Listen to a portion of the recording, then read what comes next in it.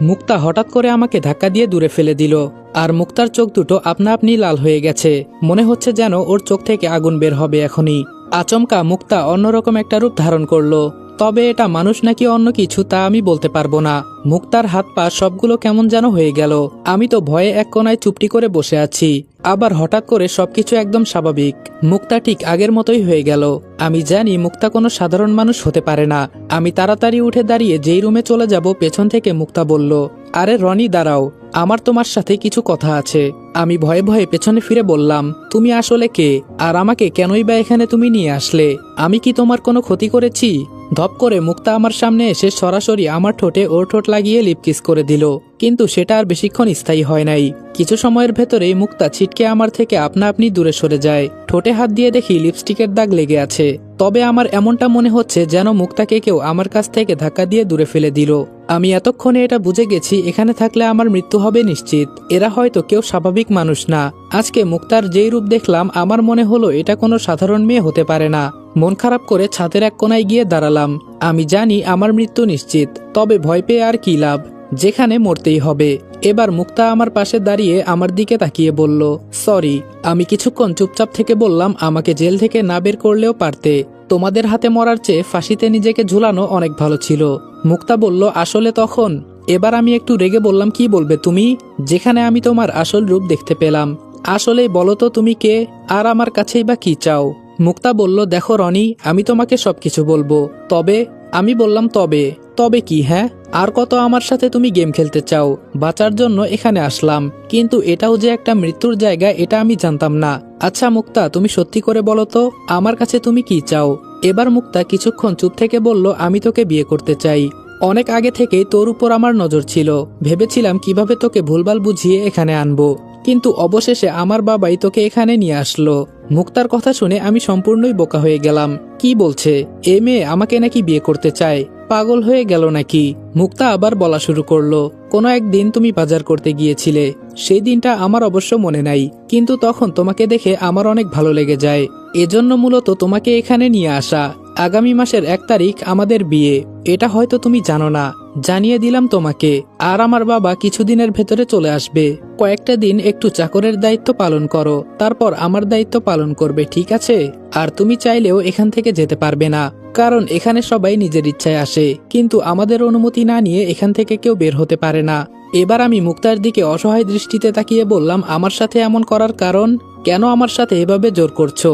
মুক্তা আমার গাল টেনে বলল, ওরে আমার হবু স্বামী, কি বলে এসব?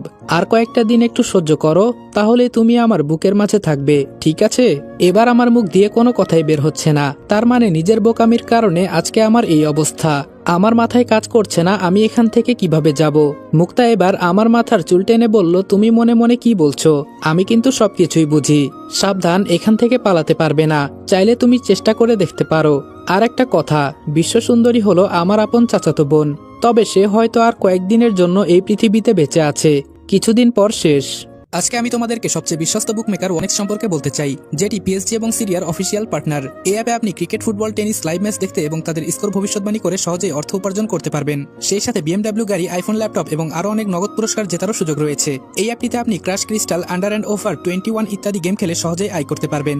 সাইন আপ করার সময় আমার প্রচার কোড রিদওয়ান8 ব্যবহার করে আপনার প্রথম জমাতে 24,000 টাকা পর্যন্ত পান। আপনি বিকাশ, নগদ, ব্যাংক, ক্রিপ্টো, পেপাল এবং অন্যান্য সহজ পদ্ধতির মাধ্যমে সহজেই আপনার জেতা টাকা তুলতে পারবেন। এখানে আপনি 24 ঘন্টা 7 দিন গ্রাহক সহায়তা পাবেন। তাই এখন ওই গুগলে ওয়ানেক্স সার্চ করে অফিসিয়াল ওয়েবসাইটটিতে গিয়ে রেজিস্ট্রেশন করুন। আর রেজিস্ট্রেশনের সময় অবশ্যই আমার প্রচার কোড রিদওয়ান8 ব্যবহার করে প্রথমবার ডিপোজিটে 24,000 টাকা পর্যন্ত পান। মুক্তার কথা কিছু কিছু আমি বুঝতে পারছি, আবার কিছু কিছু বুঝতে পারছি না। আমাকে চুপচাপ থাকতে দেখে মুক্তা আবার প্রশ্ন করলো, কি হলো, কথা বলছো না কেন? রাগ করলে নাকি আমার উপর? এবার আমি হাসি দিয়ে বললাম, আরে রাগ করার কি আছে? নিজের ইচ্ছার বিরুদ্ধে সবকিছু যেখানে হচ্ছে সেখানে আমি আবার রাগ করব কেন? আমি তো সেই দিনই মারা গেছি যেই দিন ওরা আমার সামনে আমার রাম্মুকে মেরেছিল।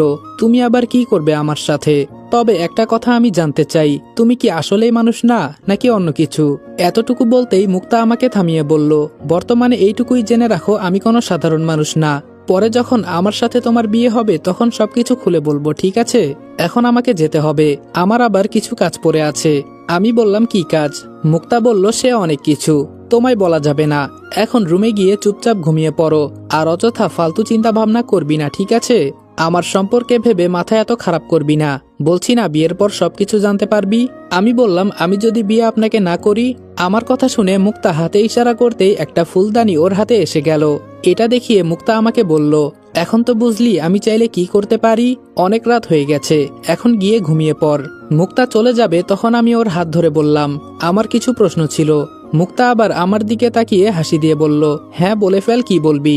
এবার আমি মুক্তার হাত ছেড়ে বললাম, আমি যখন বলেছিলাম আমার ছাদের রুমটা অনেক পছন্দ, তখন তুমি না করেছিলে কেন? মুক্তা বলল, না করেছিলাম কিছু কারণ ছিল। আমি ভেবেছিলাম আমি তোকে হাতের কাছে পেয়েও হারিয়ে ফেলবো, কিন্তু তোর ভেতরে যে এত কিছু আছে তা আমি জানি না। একমাত্র তুই আমার স্বামী হওয়ার যোগ্য। আর তুই ছাড়া যারা এই রুমে থাকতে গিয়েছিল ওরা সবাই রাতে রুমে গিয়েছে আর সকালে লাশ হয়ে বেরিয়েছে। তবে এখন তোকে আর এই সম্পর্কে কিছু বলা যাবে না।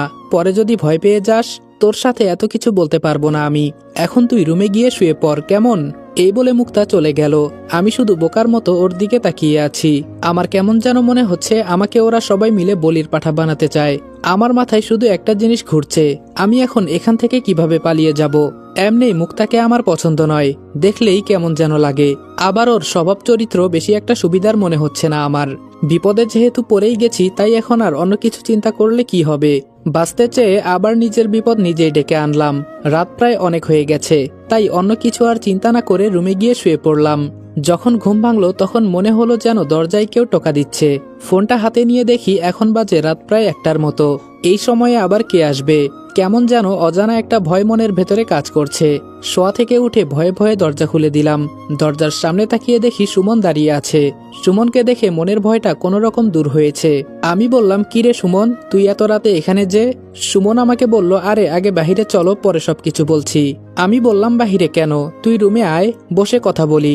সুমন বেচারা ভয়ে বলল, এই রাতে তোকে আমি হেল্প করতে এখানে আসলাম, আর তুই আমাকে মারতে চাস?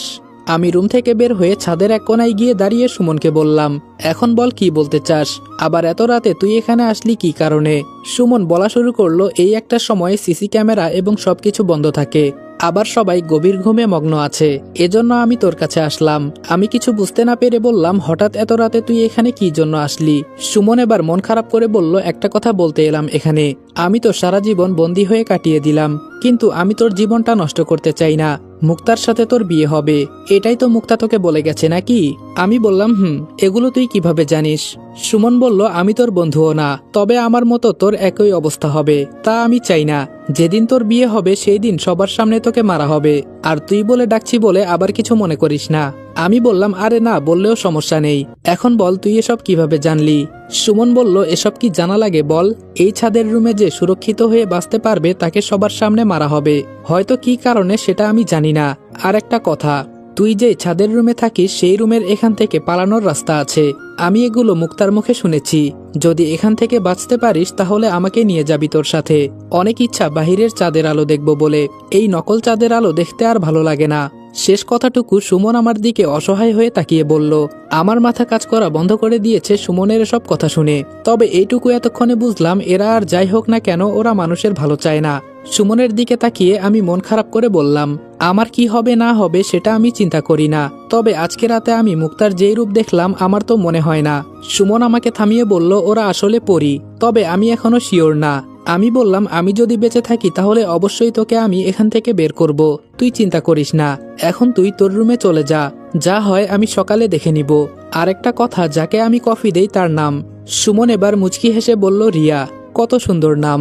বিশ্বাস কর ভাই, এই মেয়েকে আমি প্রথম যেদিন দেখেছি সেই দিন থেকে আমি 3 দিন পর্যন্ত কিছুই খাই নাই। উঠতে বসতে শুধু আমি ওকেই দেখি। এত সুন্দর একটা মেয়ে আমি আমার জীবনেও দেখি নাই। ইস, কি বলবো ওগো রূপবতী, আমি তোমার রূপের আগুনে পুড়ে চাই। প্রথম যেদিন দেখেছি তোমায়, না ছিল আমার 2 চোখে ঘুম, না ছিল জ্ঞান। উঠতে বসতে আমি শুধু তোমাকেই দেখেছি। তোমাকে যদি একবার কাছ থেকে আমি দেখতে পারতাম তাহলে আমার জীবন ধন্য হতো। এবার আমি সুমনের মুখে হাত দিয়ে বললাম, তোকে আর কিছু বলতে হবে না। আচ্ছা, তুই ওকে কখন দেখেছিস? সুমন বলল, বছরে একবার রিয়া ম্যাম সবার সামনে সবার উদ্দেশ্যে কিছু কথা বলে, তখন আমরা সবাই তাকে সামনে থেকে দেখতে পারি। আবার যে সেই দিনটি কবে আসবে আমার তা জানা নেই। এই বুকে যতই কষ্ট জমা থাক না কেন, রিয়া ম্যামকে এক নজর দেখলেই সবকিছু ঠান্ডা হয়ে যায়। সুমনের কথা শুনে আমার মাথায় শুধু ঘুরছে, এই রিয়া ম্যামকে কিভাবে দেখা যায়। আবার আমার কাছে কিন্তু সুযোগ আছে, আগে দেখি কি করা যায়। সুযোগ বুঝে কোপ দিতে হবে। সুমন বলল, কিরে রনি, কি চিন্তা করিস? আমি বললাম কিছু না, আর তোর কথা আমার মাথায় থাকবে, চিন্তা করিস না, আমি দেখছি কি করা যায়, তুই এখন ঘুমিয়ে পড়। সুমন যাওয়ার আগে বলল, বাঁচতে খুব ইচ্ছে করে রে বন্ধু, এভাবে আর কতদিন, শেষ ভরসা একমাত্র তুই। এই বলে সুমন চলে গেল। সবকিছু আমার মাথা থেকে দূর হয়ে গেছে। এখন শুধু একটাই চিন্তা, রিয়া ম্যামকে কিভাবে দেখব। রিয়া নামটা নিতেই আমার বুকের মাঝে কেমন যেন আলাদা একটা কম্পন সৃষ্টি হয়। কি জানি কি জন্য এমন হয়।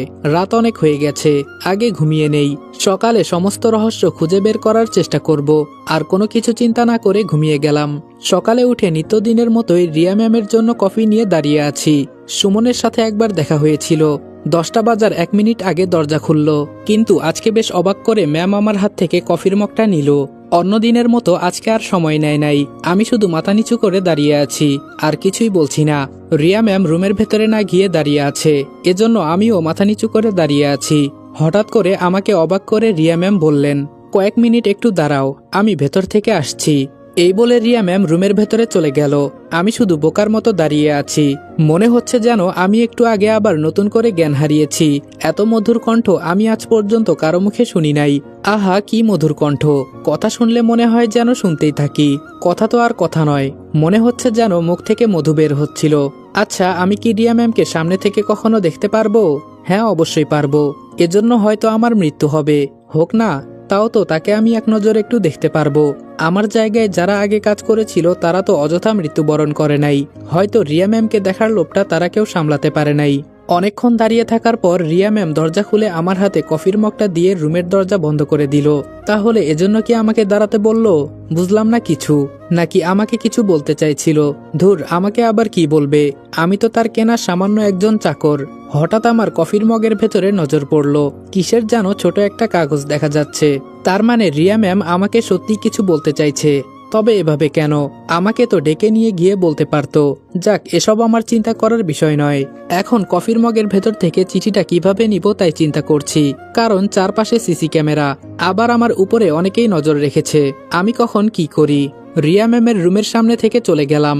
ভাবলাম আগে কিচেন রুমে গিয়ে দেখি কিছু করতে পারি কিনা। সরাসরি কিচেন রুমে চলে গেলাম। গিয়ে দেখি কোথাও কেউ নেই। একবার সিসি ক্যামেরায় তাকিয়ে একটা সালাম দিয়ে বললাম, আপনারা আছেন দেখে সবকিছু সুরক্ষিত আছে, সম্মান করি আপনাদের। এই বলে কফির মগটা রেখে রান্নাঘর থেকে বের হয়ে গেলাম। কফির মগের ভেতর থেকে চিঠিটা অনেক আগেই নিয়ে নিলাম। যখন সিসি ক্যামেরায় তাকিয়ে সালাম করলাম তখন বাম হাত দিয়ে ওটা বের করে নিয়েছি। যদি দেখেও ফেলে তবুও আশা করি এতটা টের পাবে না। কিচেন রুম থেকে বের হতেই সুমন আমার সামনে পড়ল। সুমন আমাকে দেখে একটা হাসি দিয়ে বলল, কি অবস্থা রনি তোমার? আমি বললাম, এই তো সুমন, ভালো। তোমার কি অবস্থা? সুমন বলল, আগের থেকে অনেক ভালো। তো এখন তুমি কি করবে? আমি বললাম, কি আর করব, রুমে গিয়ে ফোন নিয়ে বসবো, না হলে ঘুমাবো। সুমন বলল, এর থেকে আমি একটা বুদ্ধি দেই। বাহিরে একটা সুন্দর বাগান আছে, তুমি গিয়ে স্যারের কাছ থেকে অনুমতি নিয়ে এসো, আমরা কিছুক্ষণ সময় ওখানেই কাটিয়ে আসি। আজকে আমার তেমন কোনো কাজ নেই। সুমনের কথা শুনে বললাম, তুমি তো ঠিকই বলেছ, বসে থাকা আর ভালো লাগছে না। তুমি দাঁড়াও, আমি স্যারের সাথে কথা বলে আসছি। সুমন বলল, আমি কি আসবো নাকি? আমি বললাম, না, তোমাকে আর আসতে হবে না, আমি স্যারের সাথে কথা বলছি। এই বলে স্যারের রুমের দিকে যেতে লাগলাম। স্যারের রুমে গিয়ে দেখি মুক্তা বিছানার উপর শুয়ে আছে, আর স্যার আয়নার সামনে দাঁড়িয়ে শার্ট পরছে। আমি তাড়াতাড়ি পেছনে তাকিয়ে বললাম, সরি স্যার, না বলে চলে আসছি, মাফ করবেন। স্যার কিছু বলার আগে মুক্তা বলল, আরে রনি, তুমি এখানে হঠাৎ কি মনে করে? আমি মাথা নিচু করে বললাম, আসলে ম্যাম, রুমে বসে থাকা এবং বাসার ভেতরে ঘোরাঘুরি করা আর ভালো লাগে না। যদি একটু অনুমতি দিতেন তাহলে সুমন আর আমি মিলে বাইরে বাগানটা একটু ঘুরে দেখতাম। স্যার এবার মুক্তার দিকে তাকিয়ে বলল, তুমি কি বলো মুক্তা? মুক্তা পাশ থেকে একটা কাগজ নিয়ে কি একটা লিখে দিয়ে বলল, এই কাগজটা নিয়ে যাও, আর মনে রেখো বিকাল হওয়ার আগে ফিরে আসবে। আর এভাবে হঠাৎ করে আমাদের অনুমতি না নিয়ে মুক্তাকে থামিয়ে বললাম, আপনাকে বলতে হবে না, আমি না বলে রুমে এসে অনেক বড় অন্যায় করে ফেলেছি, আমাকে মাফ করে দিবেন। এখন কি আমি যেতে পারি? মুক্তা বলল, যাও, তবে আমি আর চাচা মিলে আমাদের বিয়ের পরামর্শ করছি, তোমার যা যা লাগবে সব লিখে দিও, সব সময় মতো এসে যাবে। আমি আর কিছু না বলে রুম থেকে বের হয়ে গেলাম। আমার মাথায় ঢুকছে না মুক্তা ওর চাচার রুমে এভাবে শুয়েছিল কেন। হয়তো সত্যি সত্যি ওরা চাচা ভাতিজি মিলে কিছু পরামর্শ করছিল। সুমন আমাকে দেখে এগিয়ে এসে বলল, কি রে রনি, কি হয়েছে? স্যার কি অনুমতি দিয়েছে? আমি হাতের কাগজটা দেখিয়ে বললাম, দিয়েছে, এখন চল। আমরা যখন বাইরে যাব তখন পেছন থেকে কে জানি বলল, সুমন। পেছনে তাকিয়ে দেখি যে মেয়েটা রান্না বান্না করে সেই মেয়েটা। ওর সাথে আমার সেই দিনই কথা হয়েছিল। সুমন মেয়েটাকে বলল, আমরা বাগানের ভেতরে যাচ্ছি, তুমি গিয়ে রান্নাবান্নার কাজটা সেরে নাও। সুমন এই কথাটা বলতেই মেয়েটা কেমন যেন মায়াবী দৃষ্টিতে সুমনের দিকে তাকিয়ে আছে। হয়তো অন্য কিছু সুমনকে বলতে চাইছে, আমার কারণে পারছে না।